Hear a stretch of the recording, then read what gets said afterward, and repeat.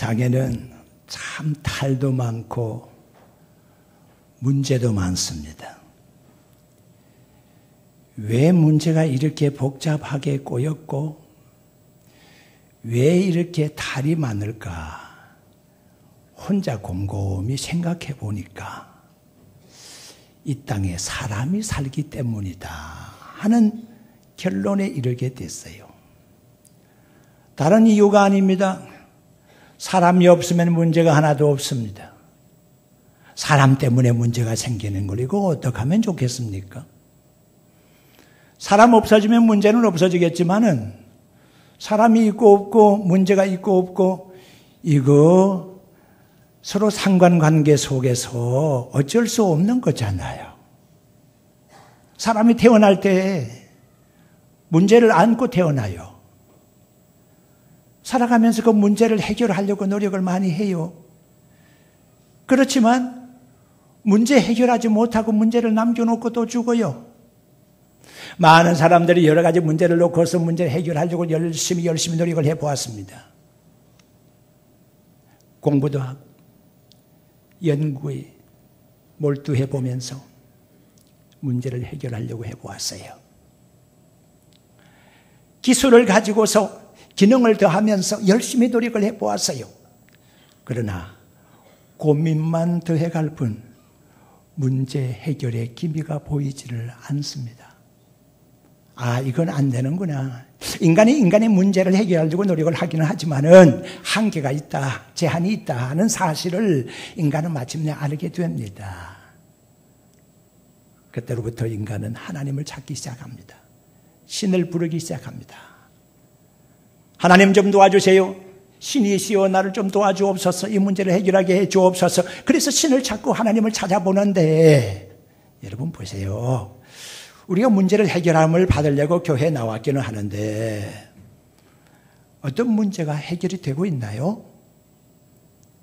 하나님을 만나서 우리가 변화가 되고 변화된 우리가 세상을 변화시키고 그렇게 되어가면 좋겠는데 나도 변하지를 못하고 변하지 못하는 내가 세상을 변화시키려고 하니까 그것 또한 허황된 꿈일 수밖에 없는 것이거든요.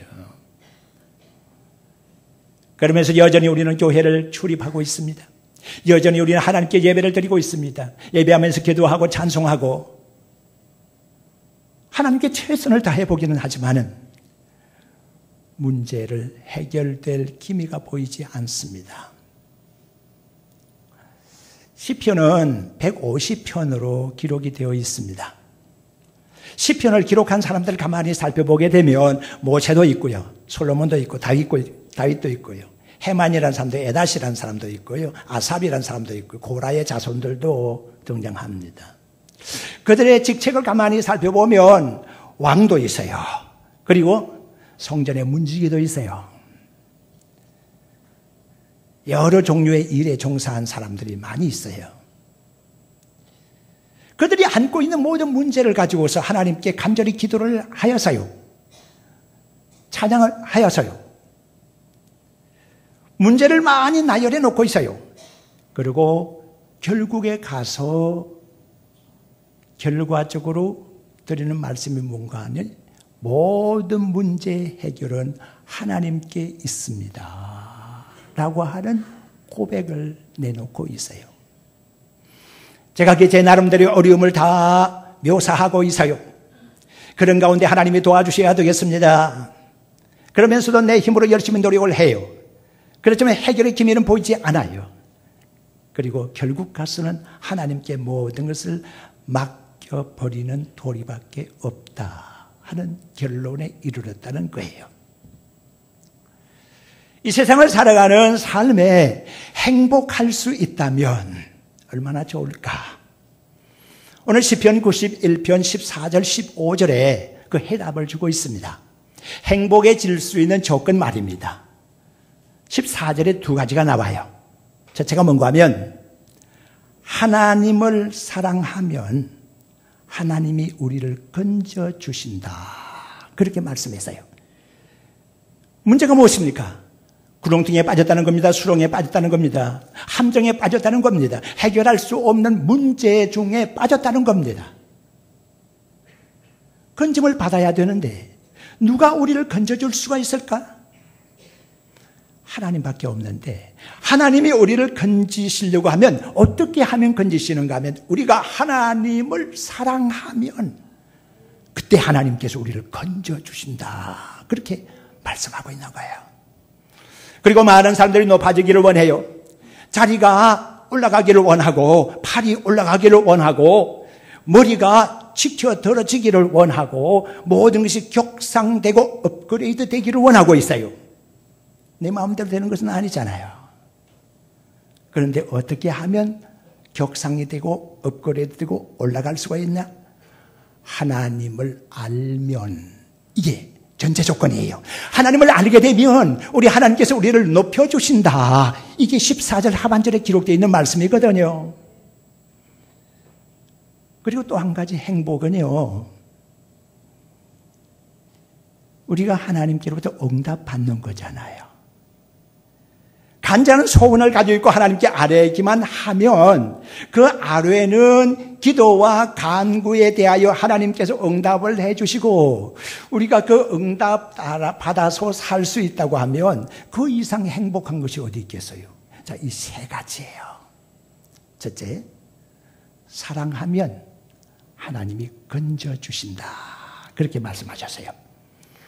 얼마 전에 SNS를 통해서 벌거벗은 서너 살 먹은 남자애가 백주에 돌아다니는 것이 인터넷에 올라왔어요. 사람들이 깜짝 놀랐어요. 아니 아무리 그렇다지만 어린 애라고 하지만 저렇게 벌거벗겨 가지고서 세상에 저렇게 돌아다니는 것이 아이고 흉측하기도 해라. 아이고 불쌍하기도 해라. 사람들은 여러 가지 생각 가지고서 이렇게 밖에서 홀랑벗고 돌아다니고 있는 아이를 바라보았을 겁니다. 위험천만입니다. 철없는 아이가 무슨 사고를 당할 수도 있고요. 흑심을 가지고 있는 어떤 나쁜 사람이 그 아이를 데리고 가면 무슨 일이 생기는지 아무도 알지 못하잖아요. 그런데 참 다행스럽게도 경찰관에게 인계가 돼서 파출소로 가게 됐어요. 어떻게 쉽게 이 어머니가 아이를 만날 수가 있었을까? 지혜로운 이 어머니는 아이가 어리지만 지문 등록을 해놓았대요. 사람에게 아주 고유한 거잖아요. 제각기 다 다르거든요. 지문 등록을 해놓은 것이 있어서 마침 그것을 추적을 해보니까 부모가 누구고 전화번호가 딱 나오는 거야. 그렇게 해가지고 그 어머니를 불러서 만나게 했던 거예요. 믿음의 성도 여러분, 우리 각자에게는 여러 가지 문제가 있음과 동시에 우리에게 특징이 있습니다. 개성이 있습니다. 각자에게 지문이 있고 각자를 구별을 할 수 있는 안구의 홍채 문양이 제각기 다른 것처럼, 그리고 각자에게 있어서의 DNA 구조가 다른 것처럼 우리 하나님께서는 각자에 따라 다름을 아시고 보호해 주실 모든 방도를 우리 하나님께서는 도배금으로 취급해 주는 것이 아니라 한 사람 한 사람, 내가 너를 구속하였고 내가 너를 지명하여 불렀나니 너는 내 것이라, 이사야 43장 1절에 기록된 말씀처럼 우리 하나님께서는 한 사람 한 사람 맞춤식으로 사랑하시고 건져주시는 줄로 믿습니다. 모든 사람들을 다 같이 취급하는 것이 아닙니다. 나에게 필요한 것 당신들에게는 필요 없는 것이 될 수도 있습니다. 당신이 필요한 것 나에게도 필요 없을 수 있습니다. 우리 하나님께서는 누구에게 얼만큼 어느 때에 필요한 것을 분명하게 알고 계시는 하나님이십니다. 믿음의 성도 여러분, 어떤 사람이 불행스러운 사람입니까? 도탄 속에 빠지고 환난에 빠진 사람이 불행한 것이 아니라 빠져서나 건져줄 리가 없을 때에 불행한 사람이 되는 것이거든. 빠졌지만은 건져줄 사람이 있으면 그는 행복한 사람이잖아요. 때는 BC 483년경입니다. 메대와 바사라는 나라가 전 구라파 지역을 삼키고 있을 때였습니다. 아하수에로라는 왕이 집권할 당시였는데 각 도에 수장되는 사람들을 다 불러 모으고 큰 잔치를 배설을 했습니다. 그리고 왕은 무슨 생각에서였는지 그 자리에 왕후를 불러냅니다. 아마 그랬을 겁니다. 왕후의 아름다운 자태, 왕후의 아름다운 모습, 고상한 모습을 여러 사람들 앞에서 자랑으로 보이고 싶은 그런 마음이 있었던 것 같습니다. 실제로 왕후는 아름답게 잘 고상한 그런 여인이었습니다. 그런데 이 와스디라는 왕후가 가만히 생각을 해보니까 사람들은 술에 취해 있고 왕도 술에 취한 상태에서 자기를 불러내니까 별로 달갑지가 않았습니다. 그 자리를 거절했던 것이죠. 그런데 거절해서는 안 되는 자리였거든요. 더더구나 아하수에로 왕은 술에 취해 있었습니다. 거절하는 왕비를 그 즉시로 폐위시켜버리고 만 것입니다. 단번에 날아가 버린 것이죠. 그로부터 어느 정도 시일이 지났을 때에 아하수에로가 다시 왕비를 구하게 됐습니다. 그때 간택이 되어서 앞에 서게 된 사람이 누굽니까? 에스더입니다. 에스더는 어떤 사람입니까? 에스더의 근본에 대해서 기록하고 있는 에스더 2장 7절의 말씀을 보게 되면 그는 포로민의 후예였습니다. 포로였습니다. 그리고 더더구나 이 에스더가 어렸을 때에 부모가 돌아가셨어요. 조실 부모한 겁니다. 고아로 자라난 겁니다. 고아로 자라난 겁니다. 사촌 오라버니 밑에서 사랑을 받으면서 그렇게 자라났습니다. 하나님께서는 이 에스더를 사랑하셨고 더 나아가서는 이스라엘 나라를 사랑하셔서 구원하기 위해서 건져주시기 위해서 에스더를 사용을 하신 겁니다. 하나님께서는 필요한 때를 알고 계십니다. 어떻게 건져야 하겠다는 방도를 우리 하나님은 알고 계십니다. 그렇지 않고서는 에스더가 그렇게 세워질 수가 없는 것이거든요. 우리 하나님께서 하나님을 사랑하는 자를 버려두지 않습니다. 하나님을 우리가 사랑하게 되면 우리가 어려움에 빠지게 되었을 때 우리를 건져주신다 분명히 말씀하셨습니다. 다윗은 그랬습니다. 다윗은 시편 27편 10절의 말씀에서 부모는 나를 버렸으나 믿음의 성도 여러분, 자식을 버리는 부모가 어디 있겠습니까? 그런데 자식이 많은 집안에 그 부모가 쪽말이 태어난 막내 아들에 대해서는 별로 관심을 가지지 않았던 것 같습니다. 다윗은 많은 형들 가운데 가장 종말로서 별로 볼품이 없었습니다. 형들은 다 제각기 한 몫을 할 수 있는 남자 값을 할 수 있게끔 그렇게 생겼습니다. 힘도 있고 모습도 잘 생겼습니다. 그런데 막내 아들인 이 다윗은 너무너무 볼품이 없었습니다. 부모 입장에서 볼 때는 저거 태어나지 않았으면 좋았을 것을 하는 입장이었을 것 같습니다. 그리하여 어렸을 때 밥벌이라도 해야 되지 않겠나 하면서 기술 익혀라 그러면서 목동으로 밖에 나가서 양치기를 할 수 있도록 그렇게 했다. 불쌍한 다윗은 어렸을 때부터 양을 쳐야 한 그런 신분이었습니다. 어떻게 보면 부모는 나를 버렸으나 라고 하는 이 말씀 한마디는 아주 기가 막힌 말씀이에요. 그리고 나중에 다윗이 장가 들기는 했습니다만은 사울의 딸 미갈에게 장가를 들었잖아요. 골리앗을 죽인 그 대가로 사울은 자기 딸을 주어서 사위로 삼겠다고 해서 사위로 삼은 사람이 다윗이잖아요. 다윗이 버림을 당했을 때 누구에게 버림을 당한 겁니까? 자기 친부모에게도 버림을 당했을 뿐 아니라 자기의 장인으로부터도 버림을 당한 거예요. 이 중에 버림을 당한 이 다윗이 설 곳이 어디입니까? 하나님께서 이 다윗을 건져주지 아니하셨다고 하면, 하나님께서 다윗을 찾지 아니하셨다고 하면 다윗이라는 인물이 어디에 설 수가 있었겠습니까? 다윗은 하나님을 사랑했습니다. 지극히 사랑했습니다. 여호와는 나의 목자시니 내게 부족함이 없으리로다. 오 주여, 나의 힘이 되신 여호와여, 내가 주님을 사랑합니다. 애절하게 주님을 사랑하여 부르고 찾았던 이 다윗을 하나님은 아껴주셨습니다. 하나님을 사랑한 다윗을 버리지 아니하시고 건져주셨습니다. 구렁텅이에서 건져주셨습니다. 두 번째는 알면 높아집니다. 알면 높아져요. 여기 안다고 하는 것은요, 적당히 피상적으로 아는 것을 의미하지 않습니다. 이름 석자 아는 정도 그거 아닙니다. 일면식 있어서 얼굴 아는 정도 그거 아닙니다. 아이고 오랜만에 만났네요. 그동안에 어떻게 지내? 자, 우리 식사나 한번 같이 하자고. 그렇게 해서 어쩌다가 지나치다가 식사 한번 할 수 있는 그런 아는 자리가 아닙니다. 여기 안다고 하는 것은요, 깊이 아는 겁니다. 인격적으로 아는 겁니다. 당신으로 인하여 내가 먹고 삽니다. 나는 당신으로 더불어 먹고 당신은 나로 더불어 먹는다.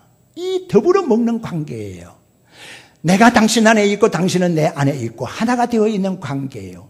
이 정도로 하나가 되어 있는 아는 것, 이게 바로 오늘 이 본문에 나와 있는 아는 것입니다.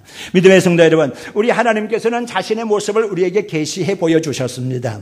기독교를 계시 종교라고 그러지 않습니까? 우리가 신의 존재를 어떻게 알 수가 있겠습니까? 우리가 하나님을 어찌 알고 하나님께로 찾아갈 수가 있겠습니까? 우리가 죽어서 하나님의 나라 어떻게 찾아갈 수가 있겠습니까? 어떻게 아는 것입니까? 하나님이 알려주지 않으면 도무지 알 수가 없습니다.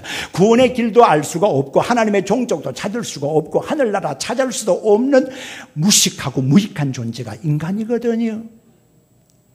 하나님은 안다라고 했을 때 우리가 노력해서 아는 것이 아니고 하나님께서 우리에게 가르쳐 주신 대로를 아는 것이거든요. 자, 그러면 어떻게 아는 것입니까? 우리 하나님께서는 천지 우주 만물을 통해서 우리에게 계시해 보여주셨습니다. 이것을 자연 계시라 그렇게 말씀하는 겁니다. 그리고 동시에 우리 하나님께서는 말씀을 기록하여 우리에게 가르쳐 주셨습니다. 보여주셨습니다. 이게 말씀 계시입니다. 성경 말씀 계시입니다. 이 속에 하나님이 계십니다. 여러분들이 하나님의 말씀 속에 풍덩 빠져보시기 바랍니다. 이 말씀 속에 빠지게 되면 이 속에서 하나님의 모습을 찾을 수 있음을 여러분들은 알게 될 것입니다. 이 좋은 계절의 말입니다. 1년 나 지나가도 한 번도 하나님의 말씀을 읽어보지도 못했고 일평생 다 지나가도 한 번도 정독하지 못했던 하나님의 말씀, 여러분들이 게을리하다가 찾지 못했던 이 하나님의 말씀, 이 속에 하나님이 계심을 여러분들은 믿으시기를 바랍니다. 이 속에 하나님을 찾으시기를 바랍니다. 말씀을 읽으면서 하나님을 발견하시기를 바랍니다. 동시에 이 시간 선포되는 하나님의 말씀 속에 하나님이 계십니다.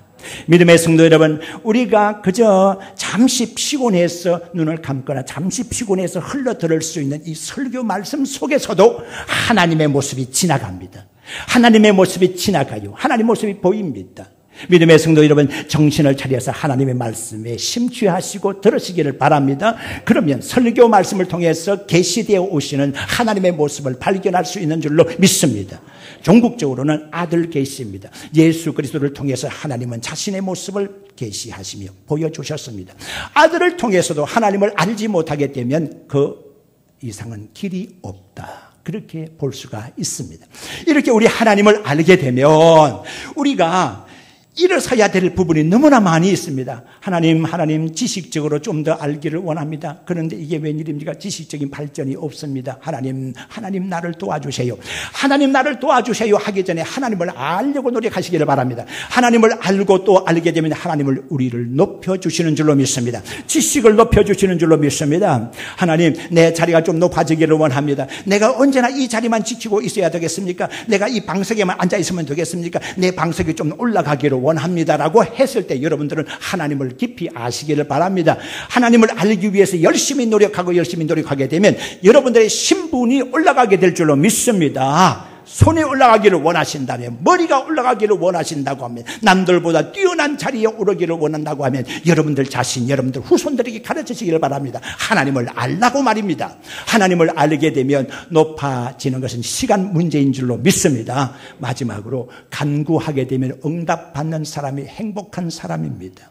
믿음의 성도 여러분, 우리는 기도하면서 그렇게 먹고 사는 거 아닙니까? 지금까지는 적당하게 기도해 왔다고 하더라도 이제는 하나님께 간구할 수 있기를 바랍니다. 간구라고 하는 것은 보통의 기도와는 다릅니다. 여러분들이 교회에 나와서 엎조리면서 잠시 예배 전에 기도하는 것, 이것은 간구가 아닙니다. 예수님을 믿고 난 다음에 간절한 기도가 한 번도 없었다고 하면 우리는 큰 잘못을 범하고 있는 겁니다. 간구에 대하여 어떤 사람이 말했습니다. 창자가 간이 들 정도로의 애끓는 기도가 간구라고 그랬습니다. 어쩌면 단장의 아픔을 가지고 주님께 간절히 기도하는데 창자가 끊어지는 듯한 아픔 말입니다. 하나님께 간절히 기도하는데 창자가 타는 듯한 냄새가 코에까지 올라오는 그런 기도 말입니다. 이 기도가 바로 간구의 기도임을 아시기를 바랍니다. 우리 하나님께서는 간구하는 기도를 절대 외면하지 않습니다. 이스라엘 백성들이 간구한 적이 있었습니다. 출애굽기 3장 7절에서 14절까지 쭉 지나가면서 18절까지 말씀을 보게 되면 이스라엘 백성들이 하나님께 간구했습니다.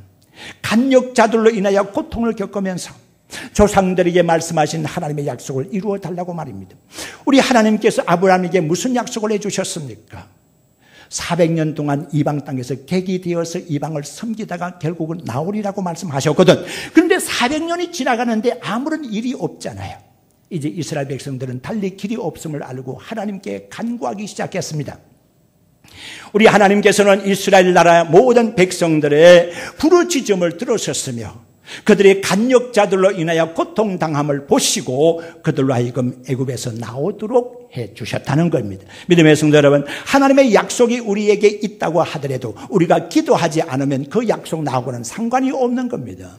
이 하나님의 말씀 속에 얼마나 많은 약속들이 있습니까? 이 약속들을 내가 기도하고 간구하여 내 것으로 만들지 아니하면 이 약속은 공수표가 되고 만다는 사실을 아시기를 바랍니다. 이 약속이 내 것이 되기 위해서 간절히 하나님께 기도하시기를 바랍니다. 엘리야 시대에 비가 오지 않았어요. 3년 6개월 동안을 비가 땅에 내리지 않았어요. 땅이 참으로 황폐화되어 버리고 말았습니다. 그들은 이른 비와 늦은 비를 맞으면서 농사를 짓고 그렇게 살았는데 하늘이 전혀 비를 내리지 않는 겁니다. 다 굶어 죽게 생겼습니다. 시기가 3년 6개월이 지나갑니다. 참으로 큰 흉년이었습니다. 갈멜산 정상에서 엘리야가 하나님께 기도하기 시작했습니다. 열왕기상 18장 42절에 보면 엘리야의 간절히 기도하는 모습이 거기에 기록이 되어 있습니다. 엘리야가 갈멜산 꼭대기에서 무릎을 꿇었다. 그리고 무릎 사이에 얼굴을 넣었다. 여러분, 어떤 모습인지 기억해 보시겠습니까? 아주 납작하게 엎드린 겁니다. 튀어나온 부분이 하나도 없이 말입니다. 네. 얼굴을 땅에 묻었으니까 땅에 먼지 범벅이 되었겠죠. 하나님께 간절히 기도하니까 땀이 흐르고 눈물이 흘렀겠죠. 민족을 위하여 비가 내려오기를 간절히 기도하고 있으니까요. 온 얼굴이 먼지 범벅이 되었을 겁니다. 그렇게 기도하기를 7번 했다 그랬어요. 7번 했다. 한 번 기도할 때 얼마만큼 시간이 소요되었는지 알 수는 없지만은 하나님께 간절히 기도하는 이 엘리야의 기도가 하늘을 움직였어요. 그리하여 7번 기도 후에 그 종이 내려가 보니까 지중해상에 손바닥만한 구름 하나가 올라오는 거예요. 그것을 바라보면서 응답을 확신하게 된 엘리야가 아합 왕대로 빨리 채비를 차려서 내려가라고 말합니다. 큰 비의 소리가 들린다고 그랬습니다. 조그마한 구름 하나 보고서는 큰 비의 소리를 들었던 엘리야는 급히 달려가는데 말보다도 더 빠른 걸음으로 달리기를 시작했습니다. 하나님은 이렇게 엘리야에게 응답을 해 주셨습니다. 믿음의 성도 여러분, 우리가 행복해지기를 원하십니까? 하나님을 사랑하시기를 바랍니다. 하나님을 사랑하시면 하나님께서 여러분들의 함정에서 구렁텅이에서 수렁에서 끌어올려 주실 줄로 믿습니다. 하나님을 깊이 아시기를 바랍니다. 하나님께서 여러분들을 올려 세워 주실 줄로 믿습니다. 하나님께 간절히 기도하시기를 바랍니다. 응답해 주실 줄로 믿습니다. 너는 내게 부르짖어라. 그러면 내가 너에게 응답하겠고 너가 알지 못하는 크고 비밀한 일을 내게 보이리라. 예레미야 33장 3절의 말씀을 기억하시기를 바랍니다.